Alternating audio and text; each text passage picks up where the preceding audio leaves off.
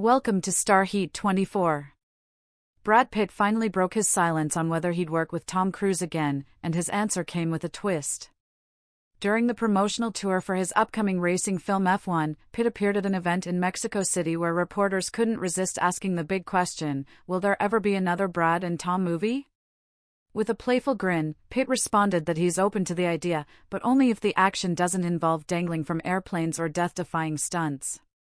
He said he's not into hanging his body off planes and things like that, so if Cruise ever does a project that stays grounded, he might be on board. This moment sparked flashbacks to their last on-screen collaboration in the 1994 gothic drama Interview with the Vampire. At the time, both were rising stars in Hollywood, and the film turned out to be a huge success, earning over $200 million worldwide. Pitt played Louis, the tormented vampire, while Cruise embodied the flamboyant Lestat. While the film was praised, rumors later swirled that the two actors didn't fully connect behind the scenes. Though nothing official was ever said, many believed a competitive edge might have existed between them. But off-set, it seems they still found ways to bond. Pitt shared that during the 90s, they actually spent time racing go-karts together, and it became a regular thing while filming. He admitted that Cruise eventually beat him, but it was all in good fun. That memory shows a different side of their dynamic, more friendly than people might assume. Fast forward to today, and Cruise still seems to have nothing but good things to say about Pitt. Recently, Cruise called him sweet and even mentioned those go-kart sessions with a laugh. Years later, director Joseph Kosinski tried to bring Pitt and Cruise back together for a big-budget racing film, but that project never came to life due to financial limitations. Eventually, that idea evolved into what we now know as Ford v Ferrari, starring Christian Bale and Matt Damon.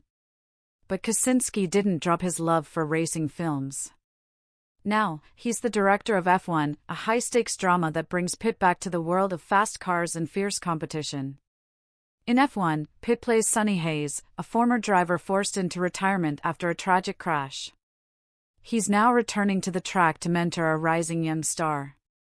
What makes this film even more unique is that it's being shot during real Grand Prix events, with cameras capturing authentic racing action in the middle of actual competitions. The supporting cast is stacked too, with big names like Damson Idris, Carrie Condon, Javier Bardem, and even Lewis Hamilton, who not only appears in the film but is also one of the producers. The film is blending real-life racing with scripted drama, something Hollywood hasn't quite seen before on this level. Stunt experts working on the film have praised Pitt's commitment.